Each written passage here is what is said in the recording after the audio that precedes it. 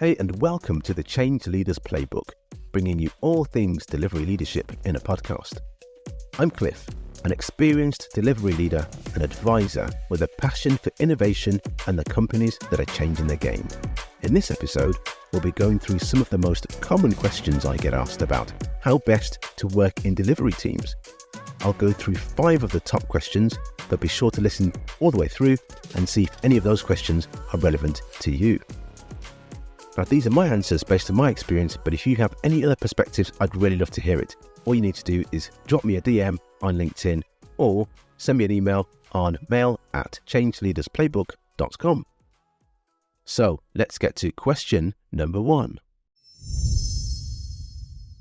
How much autonomy do you give team members?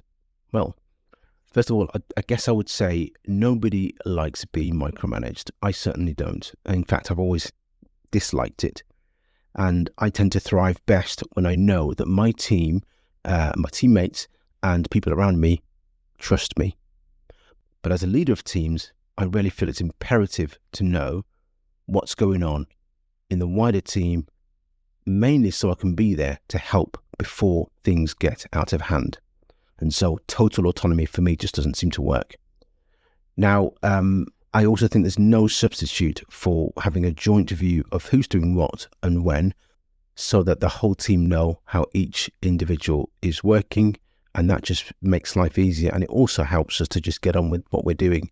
And it means that people can not feel pressurized or not feel like they're being micromanaged. That can, of course, be something like a Kanban board, a plan, shared diaries, other sort of messaging platforms, of course, just checking in with one another from time to time, asking questions of each other from time to time, all that good stuff. You know, it is quite straightforward, but it's also very effective.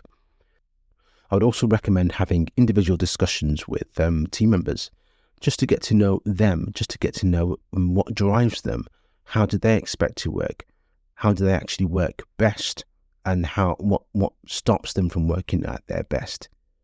I also use that as an opportunity to let people know what works for me. So how do I work best, and what do I need from team members to help me to support them the best that I can?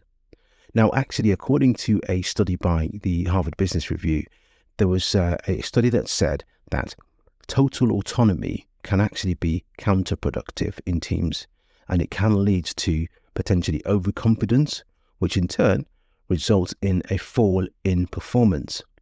Now, in this study, teams that were given some amount of autonomy showed better results in their work than those that were given full autonomy and those that were given no autonomy.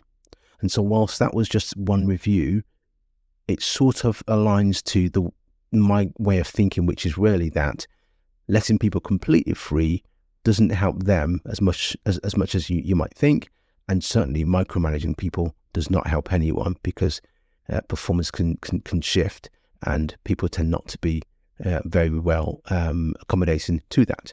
So it's about agreeing what those touch points are and being open about the reason why you want to be involved in team activities, involved in certain potential problems before they become problematic. And of course, all of that is subject to change, depending on what stage you are in the work that you're doing, depending on who the person is, depending on what other events happen. Things could change. It could be that you're suddenly in a situation where you need to all be really close together. You need to have a better handle of what's going on to ensure the safety of the team and to ensure the safety of what's being delivered as well. So, and with that, let's get on to question number 2. What if people don't get on? What if team members don't get on? Is it better to switch them around? What I would first say to this is, if and when team members are not getting on, what I find is that it really impacts the productivity of what's being delivered, and it really impacts the pace of innovation, and of course it affects the dynamics of the rest of the team. So it's something that needs to be addressed really, really quickly. And it also goes back to the mission of the team. Whilst there's a project or an outcome to be delivered, that of course is significant. But what is the team signing up to in terms of how they're going to go about it, how they're going to support each other, trust each other, work with each other. And if that's agreed up front and everyone is brought into it, what I tend to find is that conflicts, which may still happen, also get resolved much quicker, because everybody points to, okay, why are we actually here? We signed up to being able to work a certain way, and we signed up to having each other's backs to deliver this outcome, and working our socks off together to do it. Therefore, we can't let disagreements get in the way. And that doesn't always happen perfectly. That tends to help things to be resolved a lot quicker. So I would say definitely go back to making sure that's in place first of all, and what's the common goal that the team are working towards. So within that as well, the question I would probably ask is, did everyone know what their role was and what were the boundaries between each team member? Were they aware of them? And again, not knowing those boundaries in terms of what each person is accountable for can cause people to tread over each other's toes and also step outside the core area of where they should be working, as well as actually not having an agreement to be able to accept feedback. Feedback is actually, should be welcomed, as long as it's given in the right way, given in a way that's there to support the individual and to support the overall outcome. And so one thing that always resonates with me is that individual stars are great, but they do not make a team. Having great players is not as good as having a great team. And I've always found that making sure that the team itself, the unit, works well, reaps much more benefit than having individuals who outperform the rest of the team. There are a wealth of articles all about conflict resolution within teams and within organizations, and I'm sure there'll be many amazing articles out there. One that I picked up on a few times was a Harvard article which went through a number of steps to resolve conflicts within teams. And these are suggestions, and some of them have actually worked for me in the past. So first of all, it's about keeping communication open and clear, starting by inviting colleagues to face-to-face conversations so that the differences can be aired. The second then being listening, talking with everyone on all sides, have some level of empathy to what each party is trying to say, as well as how they are feeling. And of course, pay attention to areas where the commonalities exist and the interests also exist, to try and bring alignment where possible. And then, of course, focus on the problem, not the specific individuals. So not the personalities, but the problem that they're trying to resolve, or at least highlighting. And then identify points of agreement or disagreement so that it's very clear where that fraction is. Then develop a plan. Draw up a plan together where all parties or both parties need to be in agreement to that plan and what the outcome of that plan should be. And then, of course, be decisive in your action to follow up and ensure that those plans are put to place. So let's move on to the next question. Question number 3. How do you manage someone who doesn't speak up and is really quiet? Well, firstly, my question would be, is it really an issue? Does it really cause a problem? Or is it just their style of working? Is it causing them to work differently and potentially not do the job that they're there for, that they're supposed to be doing? If they're still working well, then perhaps it's not such an issue in the first place. I would also go back to the initial point around ways of working. Was there a conversation about what their working style was, what their preference was, whether they saw themselves as more of an introvert and preferred to work on their own and preferred to not speak up in meetings as often as others, or was it something else? If that conversation had happened at the start, it wouldn't potentially be such a big issue, or certainly not a surprise. I would also look at the meetings that we have. For example, if there's a meeting where they're quite quiet in the meeting and not able to say anything, why not bring them into the conversation? Why not ask them how they're doing or what their views are within the conversation. And sometimes in amongst that, half of the battle could be around stopping other people from speaking, because whilst there are many team members that can be quiet, there are also many team members that can actually be quite vocal. So it's about trying to make sure that everybody has their say. And if certain team members have a preference not to speak as often, then one of the means are there for them to get their point across. Maybe they can put it onto a board that's visualized on a screen. Maybe they can type it somewhere and still have their say in a conversation. And so maybe they can respond offline afterwards as well. So those sorts of mechanisms are available. I guess the main point is not everybody has to have their say vocally in that particular moment. There are other means for people to be involved. And of course, mix up interaction styles to give different people with different tendencies an opportunity to have their say and to be involved, and for their expertise and their skills to come out and help others as well. There was also a LinkedIn article I read a while back which talked about the power of introverted employees and why your quiet worker might actually be the most valuable. The article gave examples such as why introvert employees could be greater listeners, or could be more observant, or actually more likely to think before they speak. That could potentially mean that whilst they may not have as much to say, when they do say something, it really matters and it's a well thought through, and of course then adds value to the rest of the team. And so the amount of talking you do in a meeting, for example, doesn't necessarily correlate directly to the amount of value you contribute. So in many respects, quiet team members could be a real asset. It's just about meeting them where they're at to help them to give the value that they can. And now we're moving on to question number 4. My team do not want to work in person. What do I do? Well, I think many of us have faced that over the past couple of years or so, and it is common. And we're now in a world in the age where people don't necessarily need to work from the office or in person the same way that they perhaps used to a few years back. However, that dilemma still exists and the conversation is still out there. So if you've got the right tools, it tends to be a non-issue most of the time. But it is always good to have, in my view, a few agreed days in the office when they are needed to collaborate.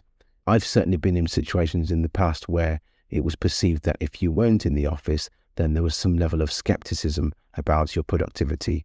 But in this day and age, I don't think it's as much of an issue. However, depending on the team, depending on what you're working on, there can really be benefit in coming together at specific times.